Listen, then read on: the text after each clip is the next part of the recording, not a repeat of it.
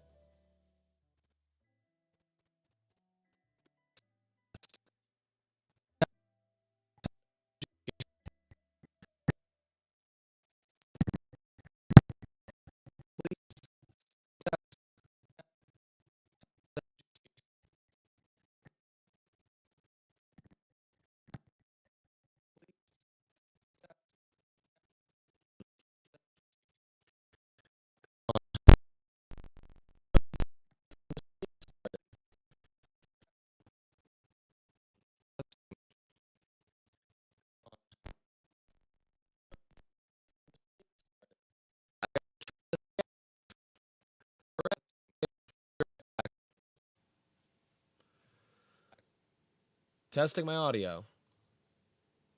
Testing my audio. Do I sound okay? Do I sound okay? Sounds like I sound okay. Sound okay? All right, so let's hop back into this. See if we can get something going. All right. All right. Hello. Start it all the way from the beginning, from the top.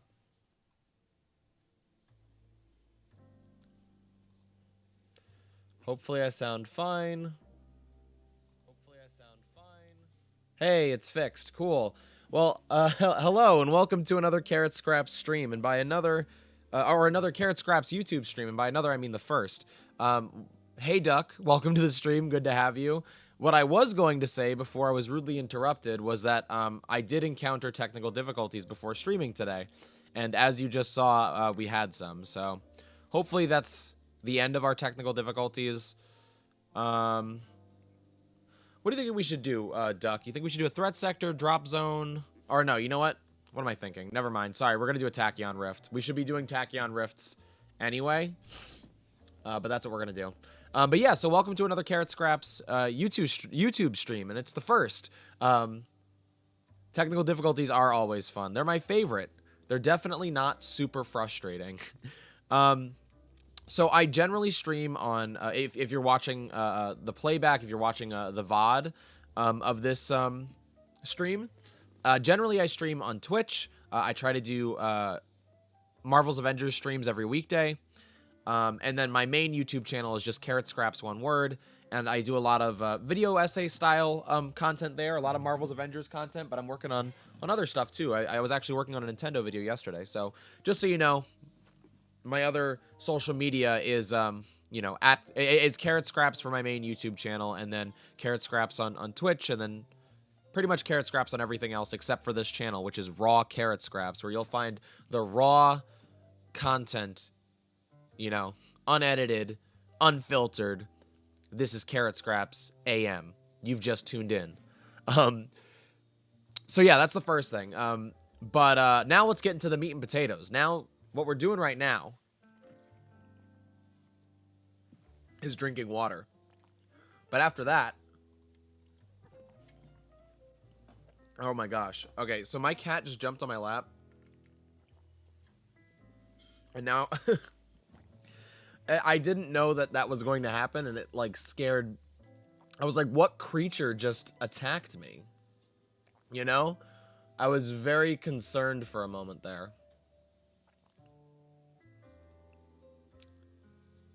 This is my first time streaming on YouTube, so excuse any technical difficulties or weirdness on my end.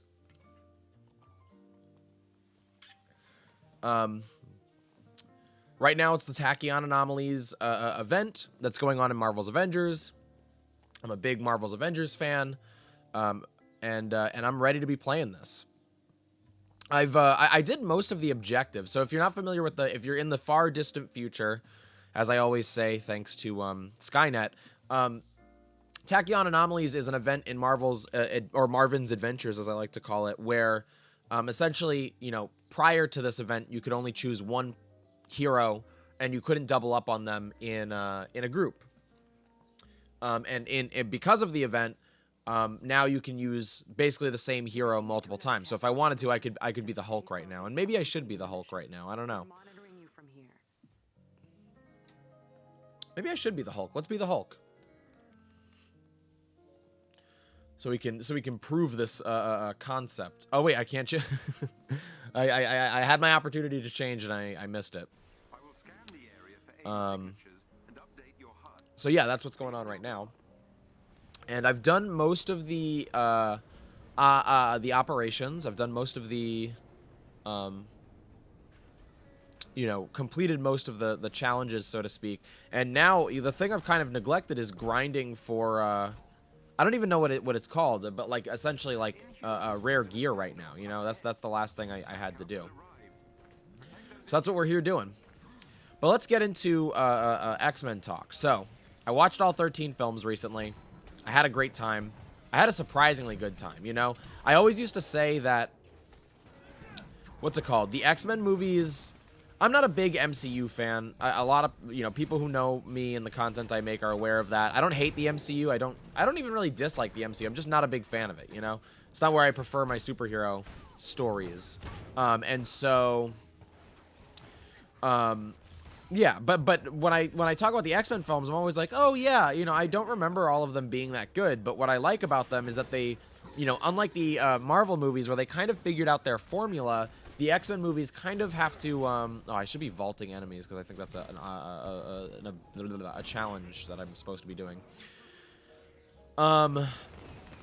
They have to kind of make chances. They have to take chances to get to success because the Fox X-Men films didn't really have a formula yet. And so they would have to, like, you know, throw money at certain creators and kind of, again, like, just take chances. They don't have a formula that they can play with. And so I feel like that created the best originality to make really unique films. Not products and not, like, you know, cookie cutter movies, but, like, unique films. Even though they're superhero films, they're films on their own. And that's kind of the vibe that I always got from the X-Men films. And I genuinely think that that's one of the big appeals of them. And after watching all of them, I can definitely agree with that. You know, a lot of the X-Men movies are vastly different, and some of them, you know, aren't 100% successful in the things that they try, but overall, at least they try new things, you know? And that's one of the coolest things about the X-Men movies, the Fox X-Men movies, in my opinion. But we did a very specific watch order. And so here's what we did. We did, and apologies to, you know, if you're familiar with this, we'll get into the new stuff soon, but you know, for the new people, my watch order was we started with X-Men Origins Wolverine, which is of course the prequel film about Wolverine and Logan, starring Ryan Reynolds as the Deadpool that not everybody was a big fan of, who he kind of reminded me of Baraka from Mortal Kombat because he had the two scythes or swords coming out of his wrists. The top of his wrists, anyway. That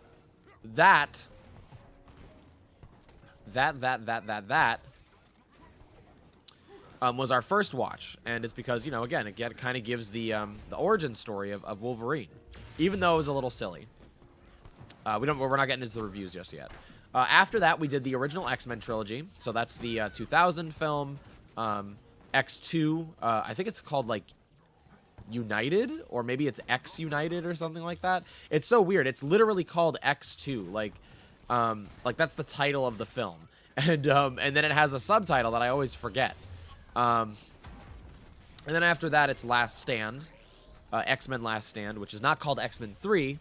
Baraka Pool is my favorite superhero, and you'll be seeing a lot more of Baraka Pool in the future.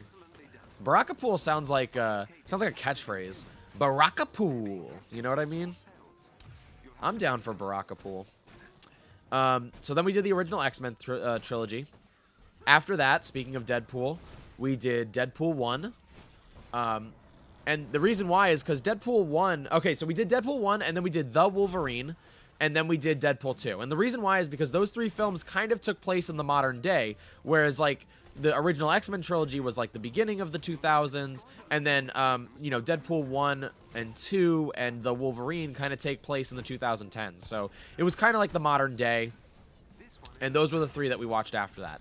After that, we did the prequel films, which is, of course, you know, First Class, X-Men First Class, and then Days of Future Past, and then Apocalypse, and then Dark Phoenix.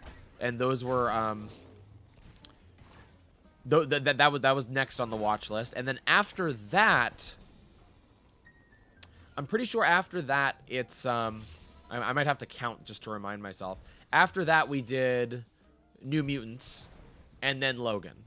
So let's see. That's I'm playing with somebody online. I hope I'm not leaving them hanging.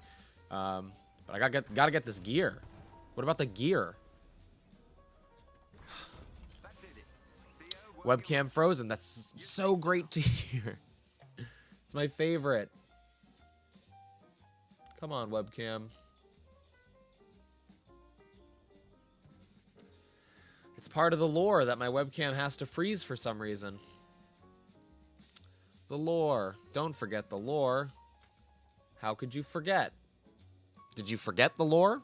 If you did, I'm frustrated. Thank you for letting me know, Duck. Might have to ditch the webcam. It's like my computer, it can only have one of two things. It was like, I'll give you the webcam, but I'll take away your microphone. And now it's like, well, you can have your microphone, but I'm taking away your webcam. Classic.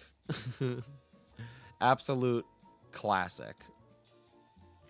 So let's see. It's first, it's Origins, X-Men Origins, Original Trilogy, Deadpool 1, Deadpool 2, or sorry, the Wolverine, Deadpool 2, then prequels, and then New Mutants and Logan. Yeah, so that's all of them. And that's what we watched in that order. But what did I think, huh? Let's get this. Let's look at this. Next boost to unlock perk increases status damage for heavy attacks. Increases that's a good one. Hulkbuster increases damage for like combo finishers. I think I might do because I use the heavies a lot with Iron Man. But yeah, so without further ado, let's get into our ranking. Let's go with number 1. What is? Oh wait, we should do backwards, right? We should go in reverse. Carrot Scraps, the deep Carrot Scraps lore. We should go backwards. That's what we should do. So number 13. Because again, it's 13 films. The 13th film ranked on my list is, drumroll please, X-Men Last Stand. Now I went into X-Men Last Stand wanting to like it. Because you know, whenever a movie just gets dogpiled too much, I'm just like, is it really that bad? Like, I try to give certain films the benefit of the doubt. Because I kind of want to, you know, I want to think for myself. I not that other people who dislike the movie don't think for themselves. Clearly, I wasn't a huge fan of it. But you know, I want to decide for myself. I don't want to be swayed by other opinions. So I went into Last Stand wanting to like it, and it wasn't the worst thing ever. You know, that's the other thing about all these movies is like all these movies I really liked them. I really enjoyed watching all 13. It was like watching the Star Wars movies where I was like, you know what, I could just watch all of those again. Missiles attack deal plasma damage.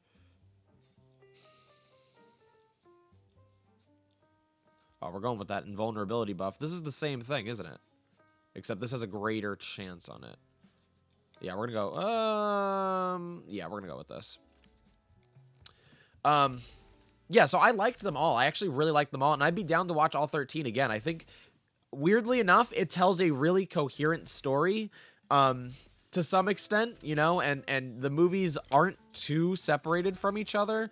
It's really interesting. I highly recommend giving it a try if you're curious about watching every X-Men film. Hey, we got a full team. Oh, I should have changed my character to Hulk.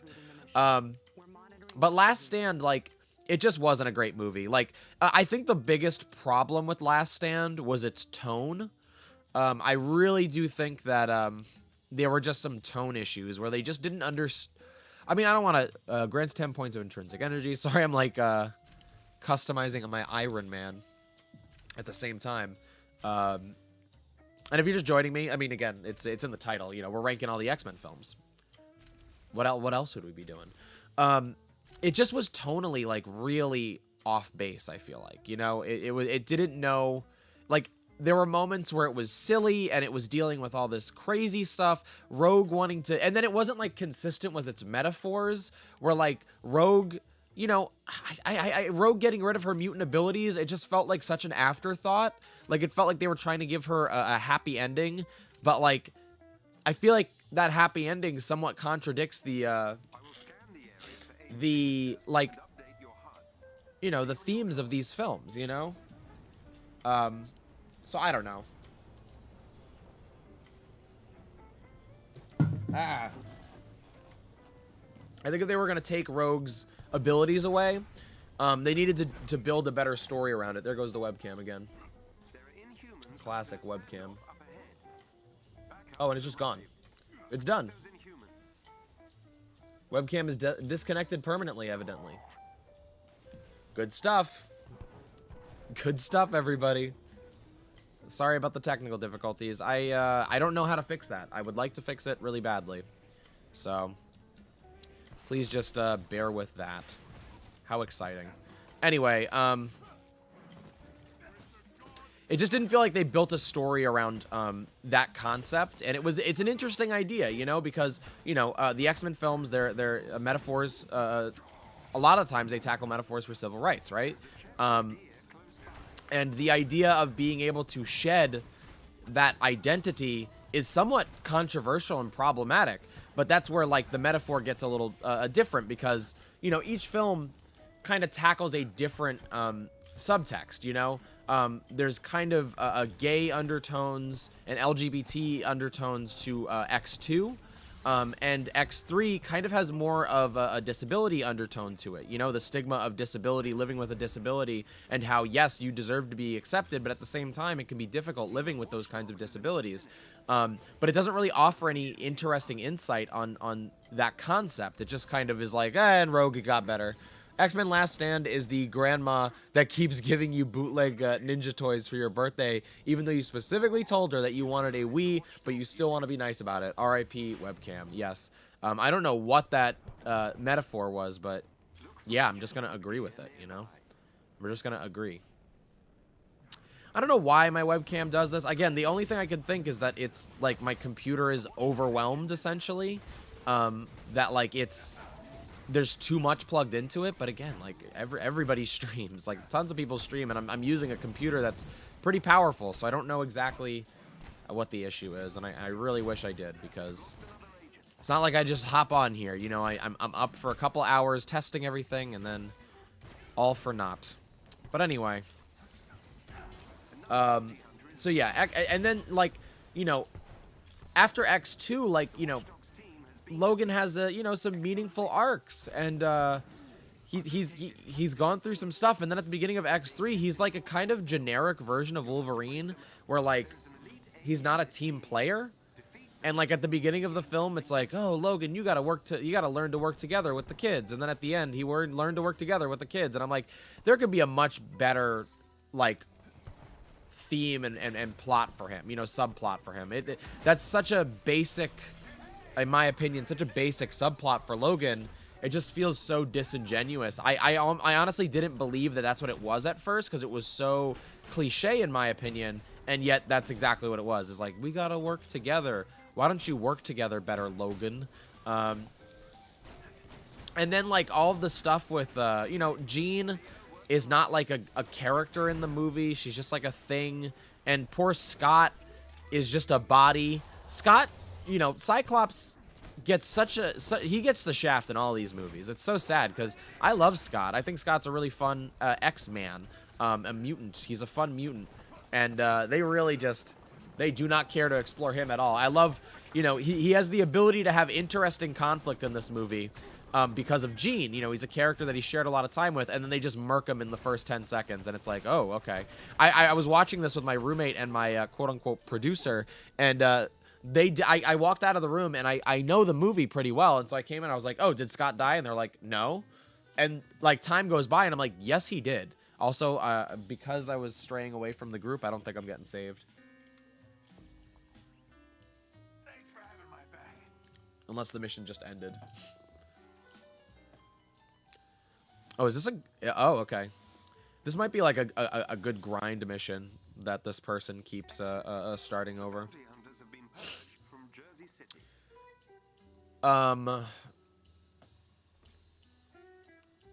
Let's see. Let's switch to Hulk. So we can get some Hulk action in here. But yeah, they don't really explore anything with Jean. She's just like, oh no, I hate being too powerful. Like, it's a huge cliche. It's not interesting. Logan has to kill her at the end. And then, like, that's like the best example of, like, the tone problems, is that, like, Logan, like, murders Jean at the end, and it's really tragic and really awful. But then, like, at the end of the very end of the movie, he's just, like, smoking a cigar on his porch, and I have no idea what's going on in his brain. You know what I mean? Like, he's just like, oh yeah, that was a crazy time. Hope that never happens again. Who's Hulk? You mean the Incredible Fella? Yes, I do mean that. Thank you for correcting me. I forgot all about the Incredible Fella. How could I? The Incredible Fella. I have a cat on my lap, but I would like to... I should just leave the cam the way it is, right? Like, it doesn't matter. We tried. We tried to live with a webcam. I mean, Duck, you watch my Twitch streams all the time. You see me on webcam, and I'm just fine. What is it today and recently that's been the big issue? Huh? What's the issue, my dude? Lamesville. So, yeah, there was just tone problems with the movie. Also, one of the weirdest scenes in any movie I've ever seen is, like... Angel at the beginning. Oh, it sends chills down my spine. I watch horror movies all the time. I love horror films. You know, I don't really have a problem with gore. Angel at the beginning. Oh, that's a great nameplate for Iron Man. Angel at the beginning of X-Men Last Stand, he's like shaving his wings off with like a cheese grater. Why is he doing that? Why was he doing that? And like, why did they have to depict it so graphically? It was so grisly. Like, it really sent shivers down my spine. I was not a fan of that. So, yeah. X3, you're at the bottom of the list. You're number 13. I'm sorry to hear that. What's next? Well, it's simple. That's X-Men Origins Wolverine. Now, again, all these movies, the Angel scene was uncomfortable. It's not even a good scene. It's just gross. Yeah, I mean, absolutely. It's, yeah, I mean, they could have articulated that in such a better way. You know, like, it's all about film language. You know, you can imply so much without showing anything. You could just, like, show some blood and not have to show, like, the evidence of it. Like, again, it's all about, like, knowing what you're making. Like, if that was in a horror film, I would have less of a problem with it, even if it skeeved me out. But it's in an X-Men film, and I'm just like, why are you doing that? What is the purpose of that? Why does it need to be so graphic? Like, what does that accomplish? Like, it is horror, right? Like, it is, you know, I just realized Hulk is kind of purpley, and he looks like the Incredible Bulk. But instead, he's just the Incredible Fella. But yeah, there's no reason to be that graphic. And what's crazy is I'm pretty sure in X-Men Apocalypse, they kind of do a similar scene with like the wing mutilation. Yeah, they do. And it's like, what is with you and the wings? Why do you want the wings to be so gross and mutilated and all of that? What's up with that, folks? So yeah, X-Men Origins Wolverine. Again, I didn't dislike that movie. I was surprised. I thought that one was going to be the worst one. I thought I was going to really dislike it. Really surprised by how much I liked it. Not a great movie. It exercises in some tropes and some cliches that I think are really tired and really awful. It has some of the worst visual effects I've ever seen in a movie. In a big budget movie. Like, they're just like insanely laughably like cartoonish. The sink scene is always the one that people go for. And just some goofiness. Like, one of my favorite like things to point out is that like Logan gets his like claws, his adamantium claws, which by the way, that should be more of a horrifying scene. That should have the same energy that Angel scene had. Instead, it is kind of intense. It's cool, but then immediately after, it's like goofy. I don't know what was up with the goofy in that movie. You know, they needed to, again, tone. They needed to choose a consistent tone and stick with it. What's it called? What was I saying? I forgot what I was freaking saying. Oh, yeah, so one of my favorite things to point out is that, so Logan gets his, oh, wow, nobody is gathering the time particles, and we gotta gather them. My favorite thing to point out about that movie is that Logan gets his claws, and then immediately after, like, first time he's had them, I guess other than the sink scene, is that, you know, he fights a helicopter, and he does all these tricks with his claws, and it's like, bro, how did you even know you could do that? Like, they should have had a scene where they were building up to this moment. Like, you've had bone claws for so long, and now you're just, like, hopping into the air and, like, throwing entire cars with just your claws, and it's like, you really should have built up to that instead of it just happening, you know? Don't understand Angel's wing hate in the X-Men films. Yeah, I don't either. I think it's just people don't know what to do with Angel, and so they're like, let's do something cool with Angel, because they think Angel isn't cool. Angel is cool. He doesn't need bloody wings to make him awesome. You could tell X-Men Origins was being written as it was filmed, which is why it's my favorite comedy.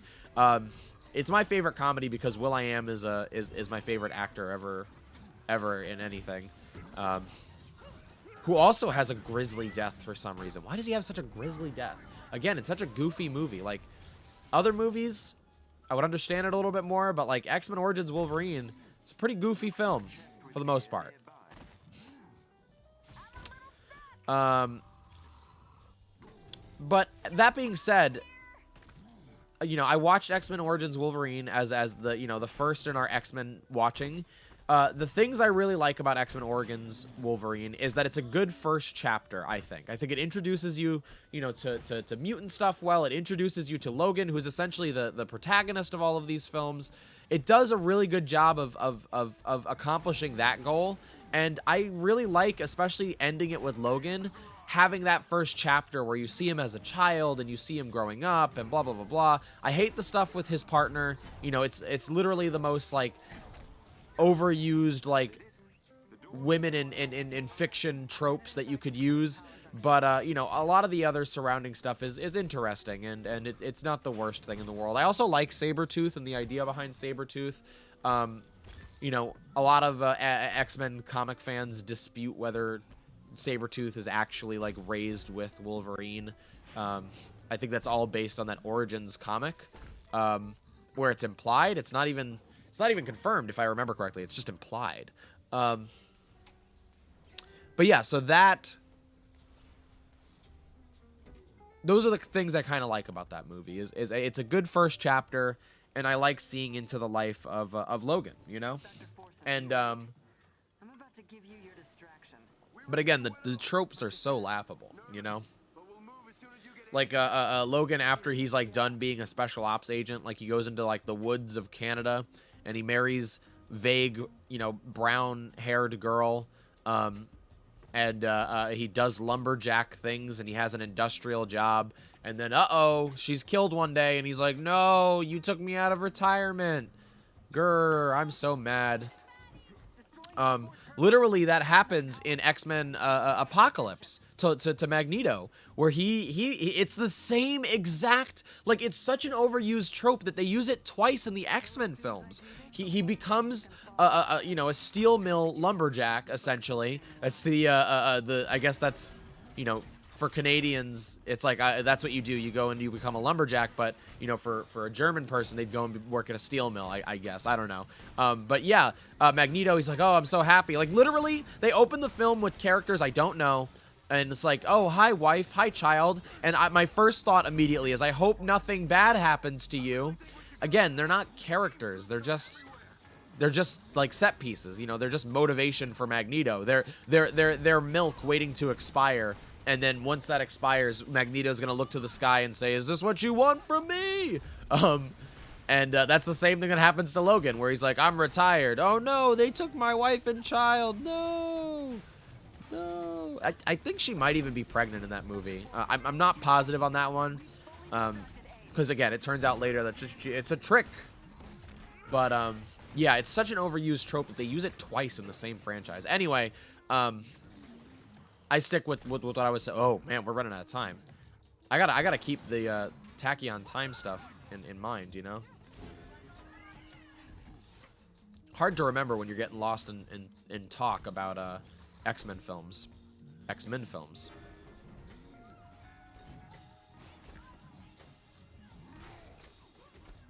We're running out of time.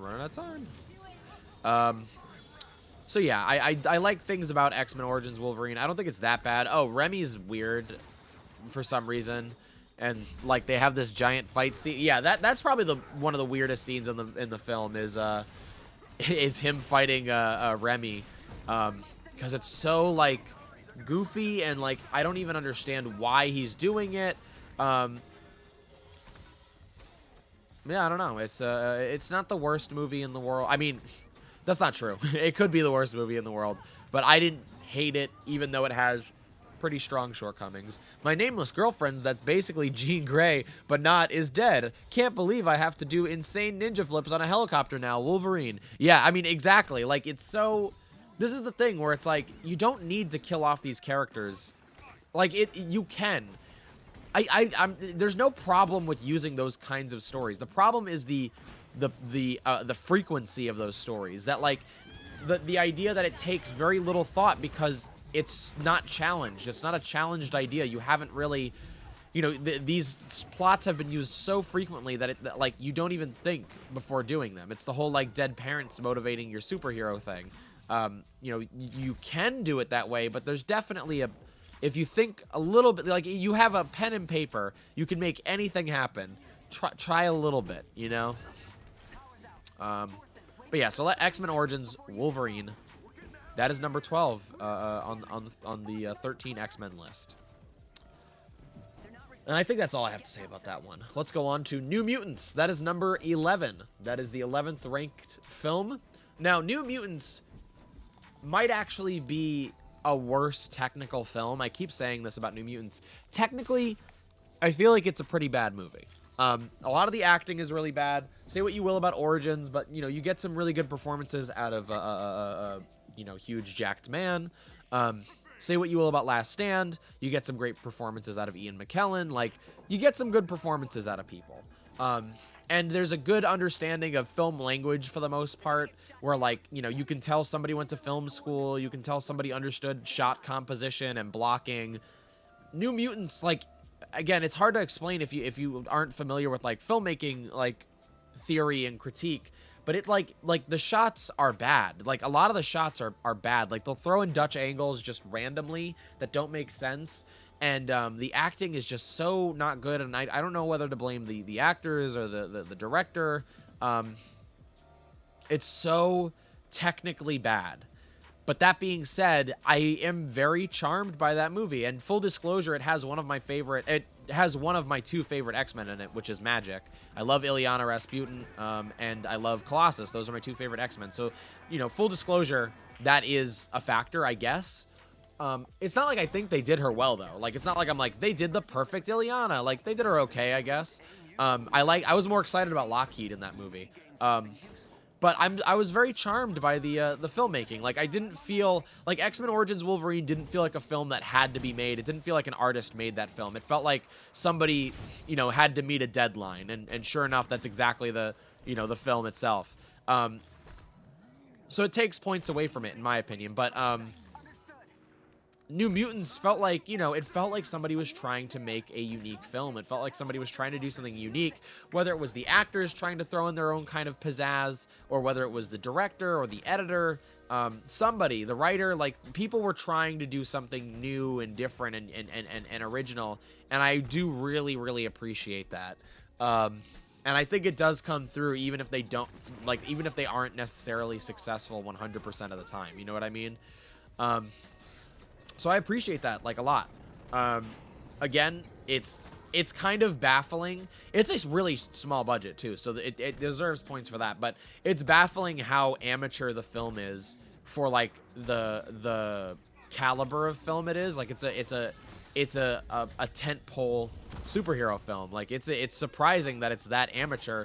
If it was a made-for-TV movie, I would give it huge grades, you know? But yeah, so New Mutants, I liked it a lot, you know, and again, there's fan service that I love. I love seeing Ilyana. I love having that character, you know, represented for the first time in live action. Maybe she was in another film. I don't think so, but if she was just a background character. I loved seeing Lockheed. That was awesome, especially after all the Lockheed references, like, throughout the X-Men films, the other X-Men films. It was so awesome to actually just get Lockheed. And it doesn't matter, like, whatever. Like, however they decided to bring Lockheed to us, I was happy with it. Didn't matter to me if it was accurate or whatever. Like, it was so dope. It was so cool. I loved seeing that little creature. I want more stuff like that, you know? it also is interesting because, like, again, I'm a horror fan, and a lot of people are like, oh, it's a horror movie. New Mutants is a horror movie. And it was like, yeah, that is. That's kind of interesting that they're trying to make a, you know, an X-Men or a superhero horror film. You know, ooh, we just lost big time. That's kind of interesting, you know? Superhero films are a huge genre. And so, or subgenre, or like, so it's interesting to be like, okay, you know, this is popular, yes, but what can I do to make it my own? What can we do to do something different? And I think making a horror film centered around superhero stuff is a great idea, you know? I think that makes a lot of sense to me. The problem is that either the person making the film wasn't really into horror, didn't really have a horror vision, or they just didn't hire a horror director. Because, as a fan of horror films, it didn't feel like a horror film. It felt like somebody was like, oh, I think I know what horror... Like, genuinely trying. Like, I think I know what horror is. Like, that's blood, right? Like, you put blood in a movie, that's scary. Or, like, you know, you give somebody a cut on their face. Or you put, like, a monster with, like, you know, he's lanky and he's got teeth. Like, that's horror, right? And that's, like... It felt like somebody was checking off, like, a list. Like, oh, are the civilians not here? That's helpful for completing the mission. It felt like people were checking off, like, things on a list, you know? It didn't feel like a real attempt at horror was made in New Mutants. Because, again, it's more than just... You know, that's why I always say, like... You know, horror is such an interesting genre because, you know... There are people who like horror because I'm saying horror so much. First of all, I can't say it that often. Second of all, I'm losing, like, the meaning of the word. But, you know, horror fans, you know, some of them are into practical effects and just like monsters. Some of them just like scares and they like to be scared. Some of them are just interested in the macabre. Like, there's a lot of reasons to be into horror. And, you know, I guess there was a cool monster design. That was nice. But it still felt like a very generic monster design. Like, it was cool, but, like, it wasn't, like, breaking a mold or anything like that. And, you know, when it comes to scaring people, it's more than just scary monsters. It's editing. It's, you know, there's a lot that goes into creating a scare, and I didn't feel like they were really interested in doing that, probably because they just didn't understand it. That's the feeling that I get, is that they didn't understand that. No, not that I'm, you know, again, like, that's totally fine. Like, you know, I probably couldn't direct, like, a perfect horror film either. But that's just the feeling that I get from New Mutants and the team, you know, who made it, is that, like, it didn't feel like somebody was, like, a passionate horror director who was like, I really want to tell this story and, you know, show these creatures or you know, really freak people out with this shot or something like that. Like, I never got that feeling during New Mutants. I loved the bear at the end, though. Demon Bear was pretty dope, gotta say.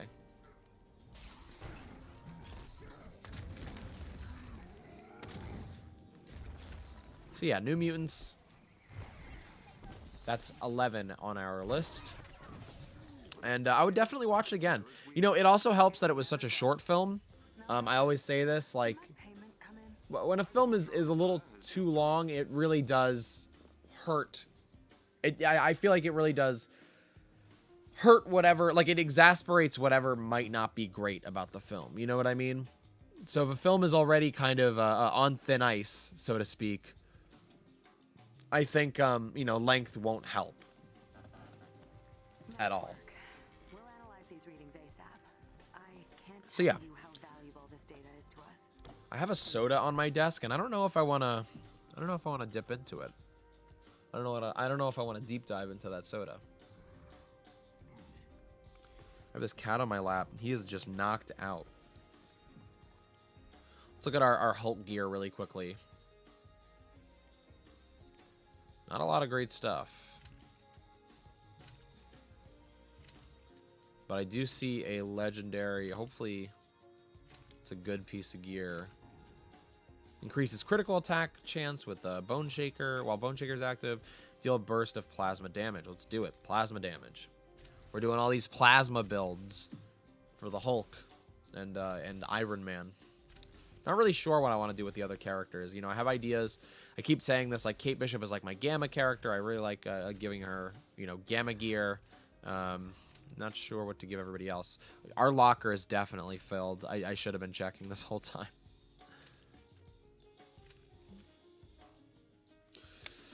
We'll stick with that.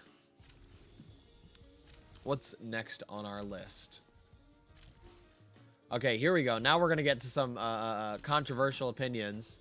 And I'm curious how, again, keep in mind, you know, it's just my opinion, but, like, I'm curious how people are going to feel about this one. But Deadpool is next on my list, which is number 10, I think. Yeah, you know, I liked Deadpool. Again, it's not like I disliked it. It's just, you know, if I have to rank them, this is where Deadpool sits for me. I'm not a Deadpool fan, full disclosure. I'm not super into the character, and so it is not hard to imagine why this does not float float higher to the top, you know? Deadpool was a good movie. I thought it was a good movie. It was structured kind of weird, for sure, but that's not a bad thing, you know? It doesn't have to be a bad thing that it's structured weird or differently. Oh,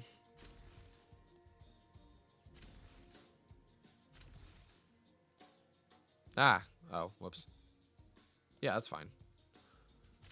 So it was structured weird, and I was okay with that. I think it did it pretty well. Sometimes you get, like, a little lost where you're just like, wait a second, what's happening really quick? And that's just the risk you take with, like, it was a risky movie. Like, I totally give it, like, props for that. Like, it was a risky movie. They took a lot of chances, and you can't accuse it of being something that it isn't, you know? Like, it is completely its own beast, you know? I just sat here talking about how cliched Logan was, and there are cliches in Deadpool, but I think in terms of the filmmaking, it is not cliche really at all, you know? Most you could say... Oh, wow. I ran out of resources. That's rare for me, huh? I gotta be more scarce. So yeah, you can't accuse it of being something that it's not, because it really is its own animal, and I really appreciate it for trying its own thing. All right, listen up, Veronica. I'm gonna get up, and we're gonna do this.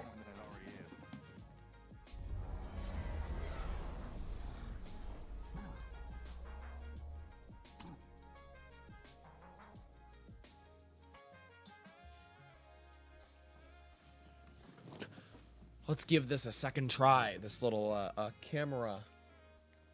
Gamera.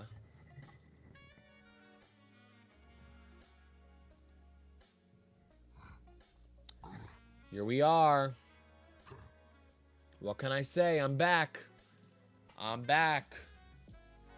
Welcome. Welcome to the Octagon. We're here again. Hopefully it sticks around this time.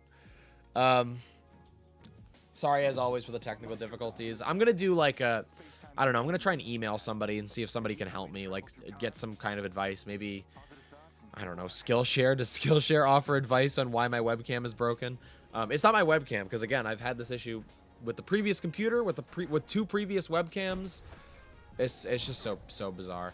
I don't know why I'm rocking this Hulk skin. But, yeah, you can't really accuse Deadpool of being something that it's not, because it really is, like... its own it really is its own animal, you know? It's so trying its own thing, and I really do appreciate that about the film. It's one of my favorite things about it is, you know, if I had to say it feels like something, it's, you know, it feels like an Edgar Wright film. But there aren't enough films that feel like an Edgar Wright film, you know? And even then, it's not even like a...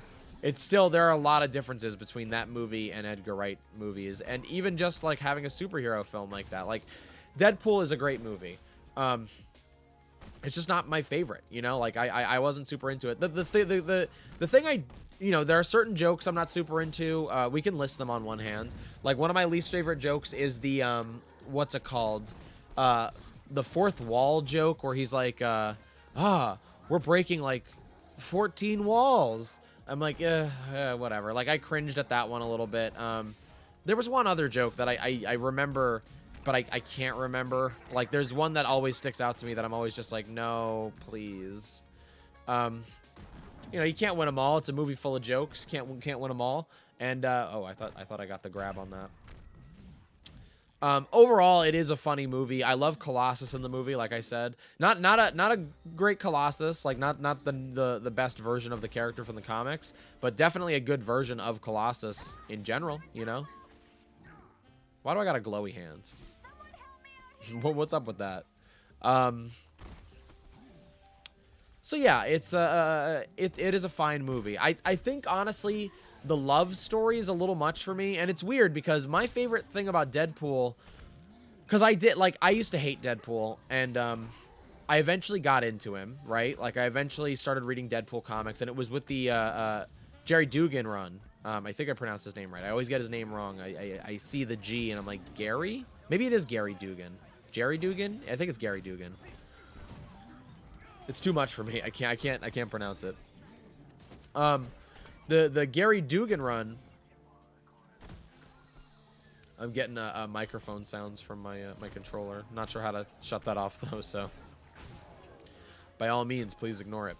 The Gary Dugan run really shows what I like in a Deadpool run, which is, you know, a funny character for sure, but there's still a core, you know, there's still something that he cares about. There's still, you know, motivation in what he does. There's still reasons to avoid failure, you know, as a character, and I think that's really awesome. You know, it's the best of both worlds with Gary Dugan.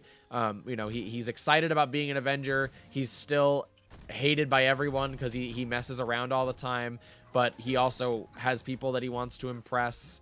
And I feel like the Deadpool movie, you know, I should be happy about it because it has this love story, but I just felt like the love story was so generic, and you know, it's a cool love story. I'm a big fan of romance and romantic stuff, romantic like plots, rom-coms.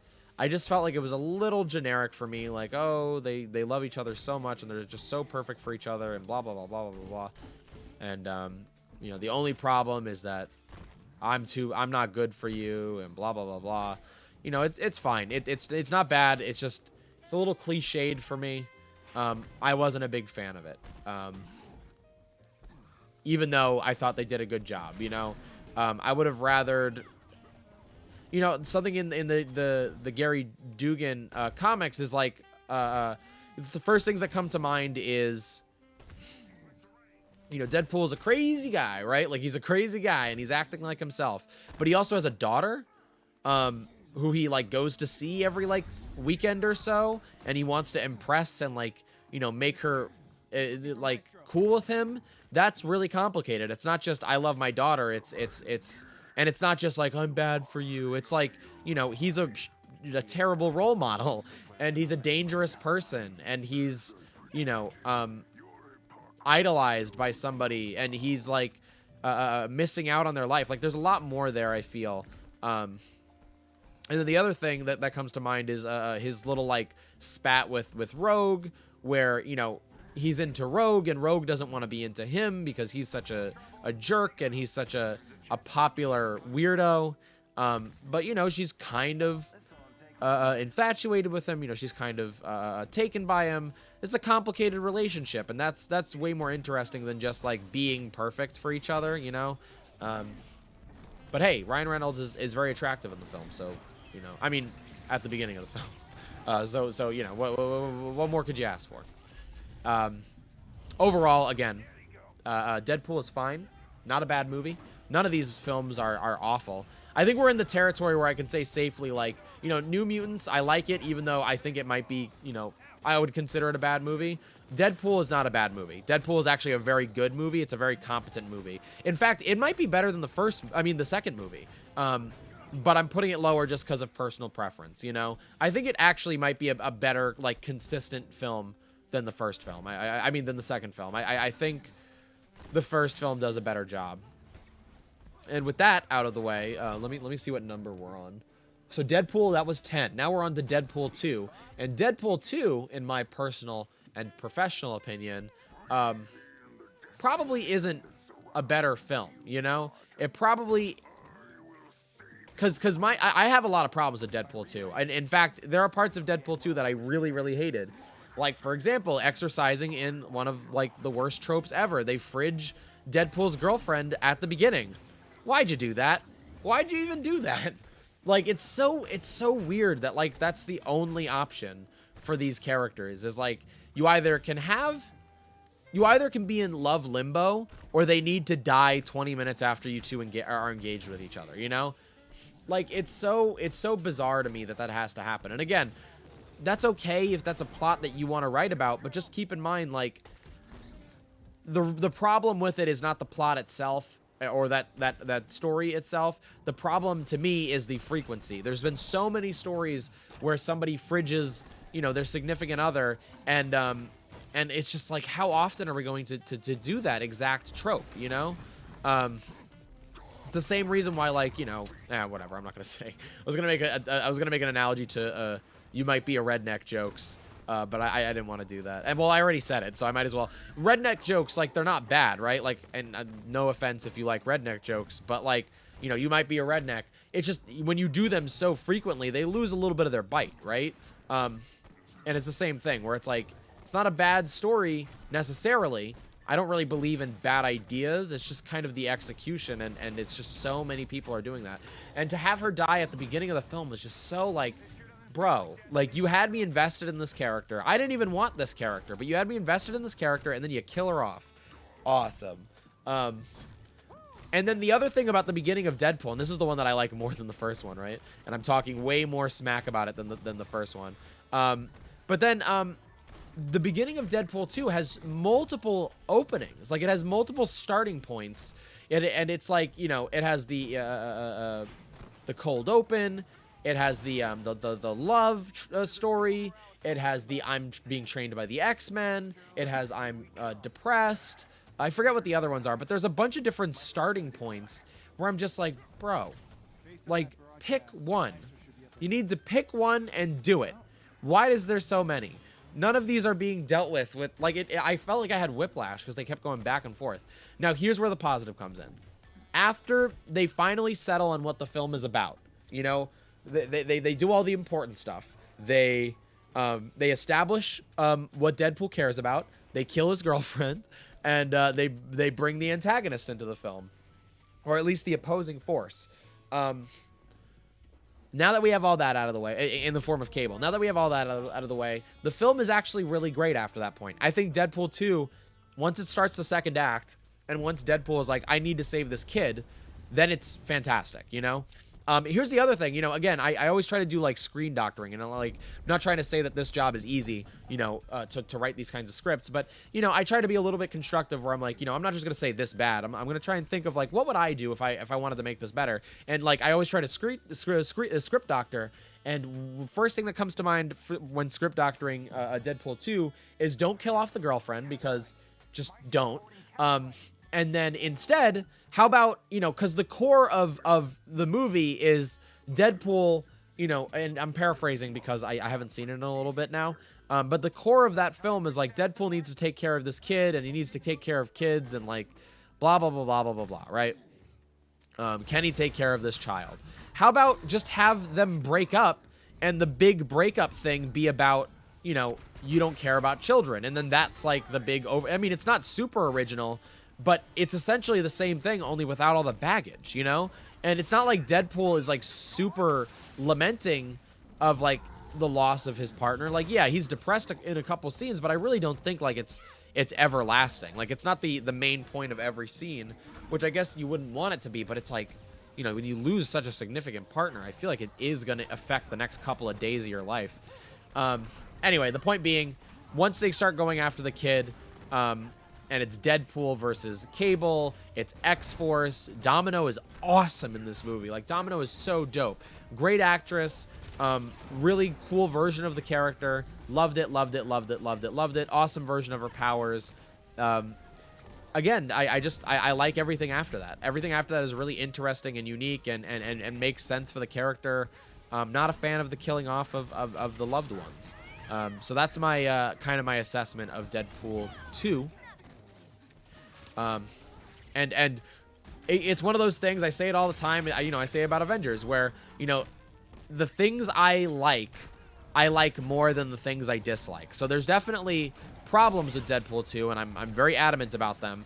But the things I like about Deadpool 2, I like more than the qualms that I have with it. So not perfect, but definitely awesome. Like really, really cool film. And really, like, way funnier. Like, so many great bits that I think are way funnier. I'm a big fan of Deadpool 2. I'm about it. I mean, I don't know if I'm a big fan of Deadpool 2, but I definitely like it more than the first one. It's just so complicated because I hated that opening so much for multiple reasons, you know? It's that trope, and it's just like, let's start the movie 12 times. What do you guys think? It's like that Tim and Eric joke from Billion Dollar Movie. Whoa, he grabbed my head. I didn't know you could do that. I don't think I've ever been close enough for that to happen. I don't think I've ever fought the Maestro as Hulk. So that's Deadpool 2. What do you think of my list so far, everybody? If you have an opinion, leave it in the comments below. Tell me how wrong I am or how right I am. How right-aid I am. That would have been bad. Okay, let's go home before we jinx this somehow.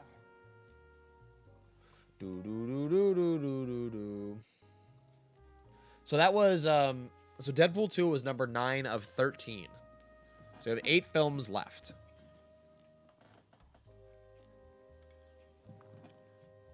And there goes my webcam. See, I think it's because I like the computer is just, it's got too much going on, you know? It's like, bro, what are you doing? Opening another tab? Stop it. Stop opening another tab. How dare you?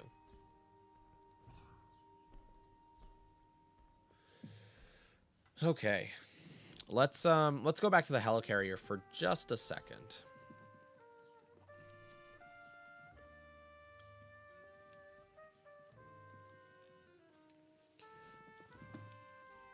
So, next on the list is going to be...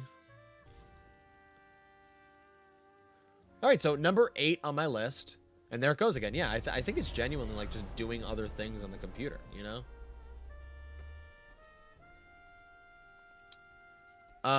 Next on the list is X-Men. The original X-Men film. Now, I'm really conflicted. This is where I get really, really conflicted. Because, again, I think X-Men is a better film. Solid list so far. I didn't realize how many X-Men related characters were in Deadpool 2 until I watched it a few more times. Yeah, a lot of X-Men related characters in the film. Whoa, this is creepy. Hello.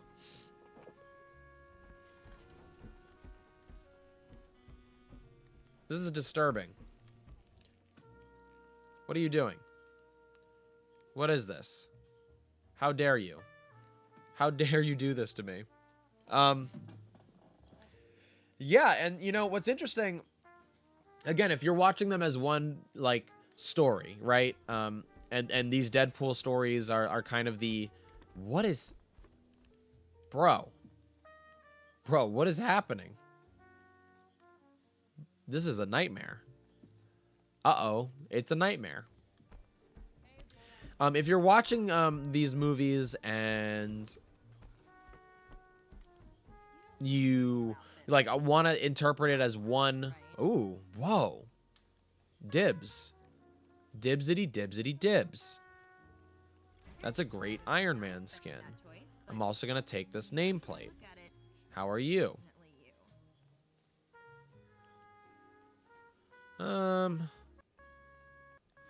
Nah, we'll wait it out. I hope they redo that that vendor soon. I really want that vendor to be redone. Yeah, very spooky, Duck. Thanks for stopping by the way, Duck. I appreciate you watching the stream. Gonna try and do more YouTube streams in the future. I kind of want to keep, like, you know, on Twitch, we try to do our daily streams, and we try to, you know, we try to hit up Marvel's Avengers. There it goes. Goodbye, webcam. I'll see you later. But on YouTube, I think I want to do them like more scarce, and I want to have them more focused. Like today, we're ranking every X-Men movie. That's the goal of this stream, and I kind of want that like focused energy for future YouTube streams. So that's the general idea. But yeah, when you're watching Deadpool 2 and you're like kind of treating it as like a chapter in a story. Oh man, let's do this. When you're treating it as like another chapter in a story, it's it does have some little things that hint towards the future of the series. Like, for example, darn it. What are you doing, Carrot Scraps? Wasting so many resources. I've been so willy-nilly with all these resources recently, and now suddenly I gotta be scarce with them. It's such a... What's it called? It's a film that also hints towards the future of like Days of Future Past. If I understand the text correctly, because Cable is, I'm pretty sure, in the Days of Future Past universe, isn't he? At least in the movie. And I think that's really cool.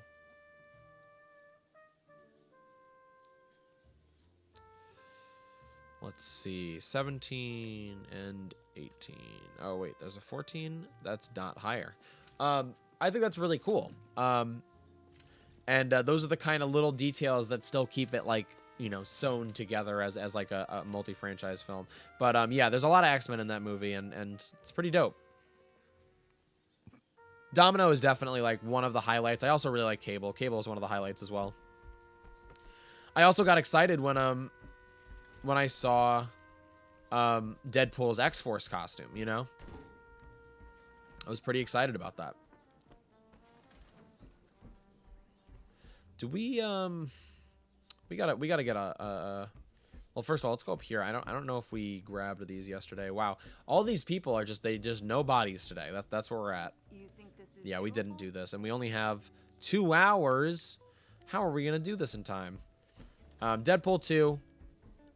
Don't like the first act, but the rest of the movie is pretty dope. Big fan. Not a big fan. I just like it. I like it. It's good. Next is X-Men.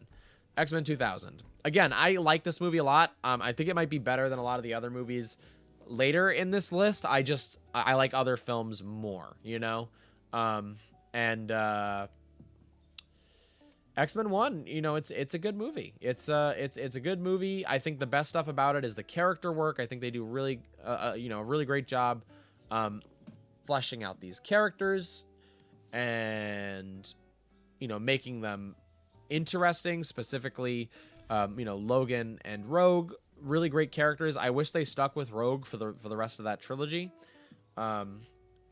But yeah, I like that a lot. I'm a big fan of I say this, I keep saying I'm a big fan. But yeah, I like X-Men, you know, 2000. It's good stuff. How could you not?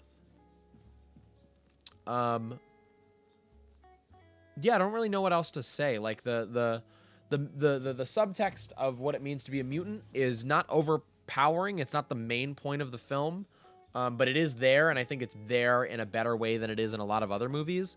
And also, I really like just the characters, seeing Logan. And also, you know, you think that huge jacked man looks the same over all this time. He really doesn't, because in that film, he's so young. So incredibly young. I'm going to take a quick bathroom break, everybody. I will be right back, and when I return, we will do this mission, so don't go anywhere.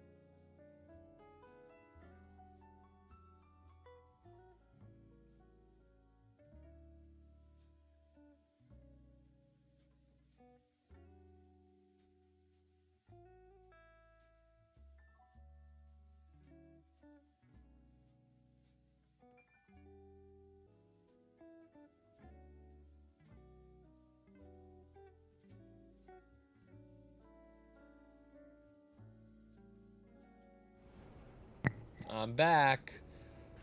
You thought I was gonna miss this? You thought I was gonna miss this mission? How could I? How could I? This is an elite Hive mission. We gotta be here for it. Yeah, so again, X-Men 1, I think it's a better film. I think I'm just going to move on from X-Men 1 because I do think it's a better film. I think it's simple what I like about it. It's nostalgic for me. I like that it's nostalgic for me. I like the acting. I like the consistent and like focused character work. I like the subtle and not so subtle like allegories that they make in terms of what it means to be a mutant. And those are, I feel like, more significant ideas in 2000, you know? Like, hey, cats. Can you not be angry at each other? It's my two kittens who now are super moody teenagers. Yeah, so I like X1. Funny stuff. I love that line. Oh, this also starts the crime, which is not giving Storm enough time in these movies. Storm deserves way more freaking time. Just in general, she deserves an arc. She deserves a story. She deserves plot. Like, just give her anything. You know, they could take something. They could, instead of doing nothing, they could just give her anything, and I would be very happy. It doesn't even need to be super specific. Super frustrating about that, and it sucks because so many people love Storm, and these movies, I feel like that was one of the most disappointing things about them. In fact, that might be the most disappointing thing about them, is that they just don't give Storm anything to do, and it's super disappointing because people love Storm so much, you know? And in general, again, it's a series with themes about civil rights, right? And yet they don't have enough, in my opinion. They don't have enough, you know, non-white characters, and they don't have enough minority characters and actors to help represent that idea more than just, you know, speaking it. And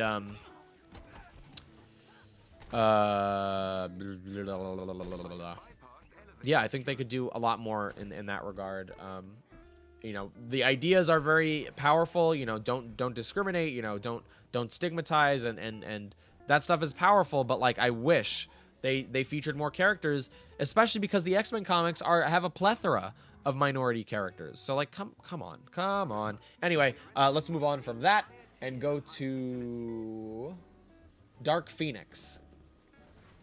Now, Dark Phoenix. Now, full disclosure, right up front, watching this series of films made me realize that I absolutely adore the prequel X-Men films. All four of them. I love them, love them, love them, love them. I think they're amazing. Most of that has to do with James McAvoy, but more specifically, most of that has to do with Michael Fassbender. I love Michael Fassbender in these movies. I think he's fantastic and phenomenal. And I am prepared to say that they might be my favorite superhero films, is these prequel films. I really like them. Maybe I have to watch them a couple more times, but as like a consistent like 1 to 4, you know, I might like Into the Spider-Verse better. I might like Spider-Man 1 better. But as like 4 films, as a series of films, this might be it. You know, this might be the one that I like the most. And a lot of it has to do with Magneto and James McAvoy. But Dark Phoenix, not a great film. A little bit confusing, and the thing is, on further inspection, it gets worse and worse. You start to question people's like motives and like what they're doing and this, that, and the third. But I, you know, even at its worst, I still really enjoyed it. I still really enjoyed Michael Fassbender in the movie. Yeah, I mean, oh, the score. One of the, like, amazing. And I know Hans Zimmer, like, it's a little stereotypical for Hans Zimmer's score. It kind of checks off all the boxes that he likes to do in his recent scores. But that being said, I love, like, cliche Hans Zimmer, and I think it's amazing. I just listened to Gap and Coda over and over now, especially when I'm, like, doing, like, creative writing or, like, reading comics. And I have a blast. And so I recommend you listen to that. Amazing soundtrack. And really, really great time with that movie. No, wait, let me take that back. Really great time with that soundtrack.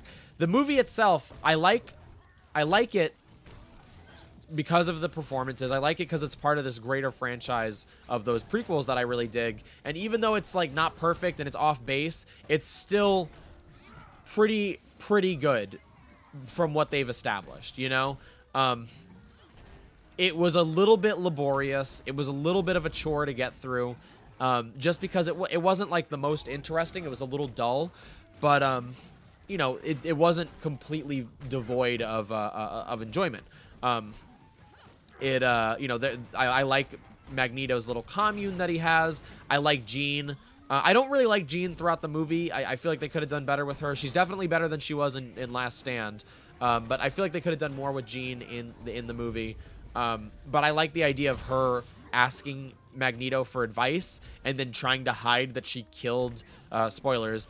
That she killed Mystique. That's a really interesting like scene concept, and I'd love to see like stories written like that. You know, like it's such a chewy scene where like this villain, future and past villain, is being asked by a youth who is misguided how he, you know, became, you know, kind of walked away from villainy. And at the same time, he's trying to interrogate her based on like, oh, you have blood on your chest. What's up with that blood on your chest? And she's like, I don't want to talk about it. And, you know, the bomb under the table, to use like you know, to butcher a Hitchcock phrase, the bomb under the table is that, you know, she murdered one of the closest people to Magneto, and that is a, you know, that is a time bomb for him. Now, again, even though I love Michael Fassbender as Magneto in this movie, and even though I think he did a great job, it is very cliche for Magneto in all these films. And most of these prequel films, he's motivated by revenge. Always. Like, no matter what. And so it's a little... It's a little... I'd say Dark Phoenix... I mean, Days of Future Past is probably the only one that isn't that black and white in terms of what he's motivated by. But, like, yeah, it's like, can we motivate him with something else? But at least, you know, Michael Fassbender does amazing stuff with that, you know, that work. The you know, the little stuff that he gets. So, but I still, again, love that franchise. So moving on from that one, moving on from number 7, Dark Phoenix, we're going to number 6, Apocalypse. Now, Apocalypse, I had heard really bad things about. Oh, I also didn't mention Dark Phoenix has aliens in it. Weird, totally weird, but not really the worst thing in the world. I don't think they did a great job with the aliens, but, you know, I talk about this all the time, that like I've wanted X-Men films to move away from social politics. Not that they're not important, but like, you know, the X-Men comics are more than just social politics. You know, they also go to space and there are pirates and blah blah blah blah blah blah. Like, I'd like to see stuff like that. You know, they can do both. It's just we've only seen one of them, and even in the comics it's kind of like this, where it's like people only write X-Men comics as like civil rights stuff, and, you know, I would like them to go on fun space adventures. Just because they're mutants doesn't mean they always have to be fighting, you know, to protect their kind, even if that's in the background. So I wanted that, but I also wasn't super into to the way they introduced those aliens. They were very lukewarm to me. They were very generic. Anyway, Apocalypse. Apocalypse is weirdly violent, and it's kind of awesome. They establish it at the beginning, nice and comfortable for you, so if you're not into the violence, you can literally tap out and just be like, all right, I'm done. Thank you for showing me that in the first 5 minutes. That is how you warn your film, like your viewers. You know, you're like, hey, just so you know, I'm gonna show some really graphic stuff, and they do. They show some graphic stuff in that PG-13 film. But Apocalypse, long story short, you know, I may not like love Dark Phoenix, but at least, and I may not be super into what it's trying to say. Also, they do Mystique dirty in Dark Phoenix. I'm not gonna get too much into it. Maybe I'll do a series of videos on these movies, but they do Mystique dirty. It's possible that the actress Jennifer Lawrence just didn't want to be a part of the movie and they wrote her out. But like, she gets fridged as well. And throughout these movies, like, I don't think she's a good Mystique. I think Jennifer Lawrence, like Michael Fassbender, does amazing stuff with the, you know, the not so good content that she's given. But you know, she's just fridged in this movie, and it's really not that great. And also, there's that scene at the beginning where, you know, the president calls the X-Men and they're like, "Can you go to space for me?" And it's like, wait, what? And Xavier looks at Hank and he's like, "Can we go to space?" And Hank is like, "I don't think so." And Xavier's like, "Well, let's try it.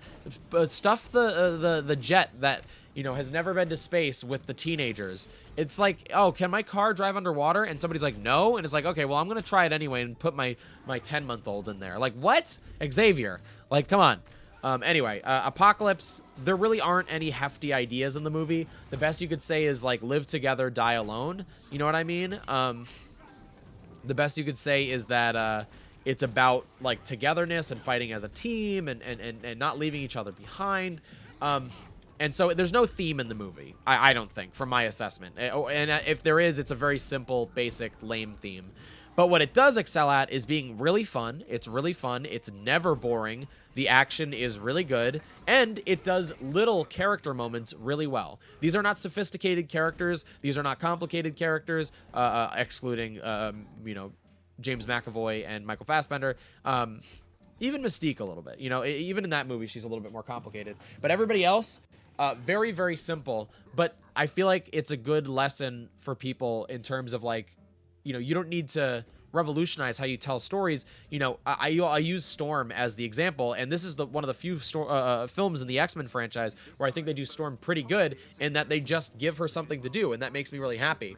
In this film, they, you know, they establish that she really cares about Mystique, and she cares about, like, what Mystique represents as, like, a savior of the mutant people. And then at the end of the film, Storm has this kind of arc off camera, not off camera, but, like, it's an unspoken arc where you can see it with the film language that, like, she sees that Apocalypse is being a jerk to Mystique, and Storm, based on your knowledge as a viewer of what she cares about, they don't say it. She doesn't say, like, I will do this because this is what I know.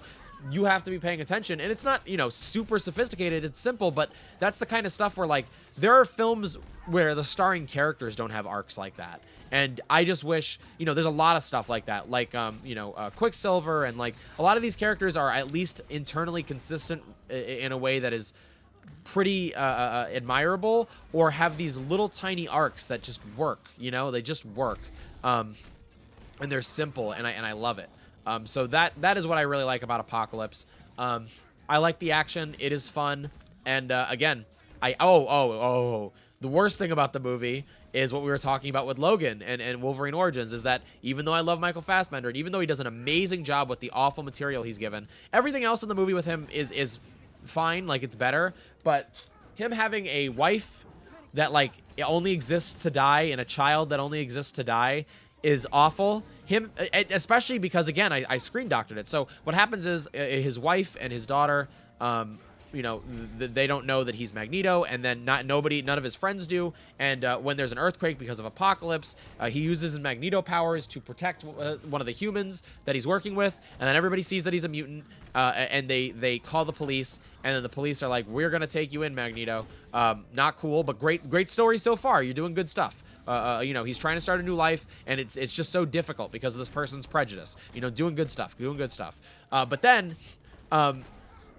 they have bows and arrows because they don't want to use, like, metal to, like, give him a weapon. And, the guy, like, the daughter has, like, animal powers, and all of the animals go crazy, and they get like, oh no, tell her to stop. And one of the cops, like, shoots an arrow by accident, and kills his Magneto's wife and daughter. But he doesn't just kill them. He runs an arrow through both of their hearts at the same time. That is the worst. That is the stupidest. It's hilarious how bad it is. And it's goofy. And it's like, this person shot that arrow by accident. They weren't even aiming. And, like, I just imagine him being like, bro, like, I'm so sorry, but, like, that's the best shot I've ever taken. Like, I've been taking archery classes for decades. I've never been that good. Yo, Stamp, welcome to the stream. Good to have you. Apocalypse isn't really bad, just cheesy, I think. It definitely is cheesy. I think it's a fun movie. The only thing that I think is, like, bad is this scene that I'm talking about. How are you doing, Stamp, though? How's your day? And welcome to, you know, the first Carrot Scraps YouTube stream. No webcam today because, what can we blame? You think I can lift their refrigerator? What? No, lifts refrigerator and dies. No, my wife, she lifted that refrigerator. But yeah, I just imagine this cop being like, bro, I mean, I'm sorry about your loss, but like, bro, I've been practicing for years and my aim has never been that good. And also, I like shot my arrow through 2 people and managed to hit both of their hearts. What? They were hugging each other and I killed them both? Bro, that's awesome. Like, that's all I can think of is this guy just being like, I mean, you can't blame me for that, right? Like that, I couldn't do that if I tried. It's so ridiculous. But then, James McAvoy, not James McAvoy. Why do I always do that? Michael Fassbender. He saves the scene because it's incredibly goofy. It's awful. It's stupid. It's dumb. But then Michael Fassbender grabs his 2 loved ones, his new life that he tried to start. He looks to the sky and he says, and he kills everybody. And he says, "Is this what you want from me?" And he sells it, and I love it. I love "Is this what you want from me?" from somebody who's trying so hard. I've never seen that empty. Trying so hard to be different and trying so hard. It's difficult for him to unlearn his hatred and his I don't know, like who he is, who Magneto is. And I love that line of, "Is this what you want from me?" Just looking up at the sky at God and being like why do you keep giving me tragedy? Because even though the tragedy is goofy and like rooted in a disgusting like stereotype and cliche, the general idea of like trying to do something in your life and having everything work against you and just being so frustrated that you're like what do you want? Like, why do you do this to me? Like life or universe or God or whatever you want to believe in. That is such a beautiful thing, and he sells it. Great, just woke up and checked Twitch and didn't see you, so I checked Discord. Nice. Yeah, I will probably be streaming on Twitch after this for the marketplace refresh today. And then after, yeah, so if anybody watching, you want to check out my Twitch channel, it's just Carrot Scraps, and then my main YouTube channel is just Carrot Scraps, one word. This is going to be a streaming channel where I just, I've been curious about streaming on YouTube for a while, and especially Avengers, and so I just decided, I've been planning this for a little while, and I decided to do it. My webcam didn't want to show up. We got to name my webcam. Maybe Hector? Or Rita. What is Rita? Is Rita short for something? Whatever Rita is full for. Or, anyway. But I'm glad you stopped by, Stamp. Thanks for coming to the YouTube stream.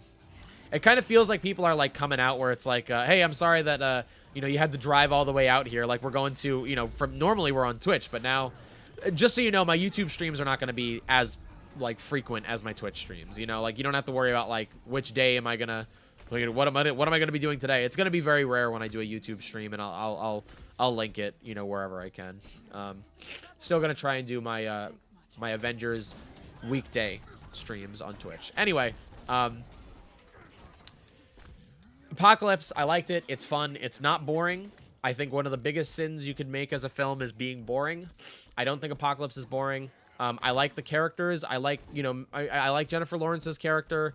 Not a good Mystique, but I think she does a good job with that character. I love Michael Fassbender, even though they have that awful scene with him. James McAvoy is also great in the movie. Apocalypse, it's not the actor. They just really didn't give him anything to do. He was a silent, he was a Thanos, dark side. Like, I'm bald and I grunt a lot. So like, I totally, that's what that was. It wasn't a, it wasn't meant to be it's just such a cliche, bald, strong guy villain. But yeah, so that's Apocalypse. I liked Apocalypse. Moving on.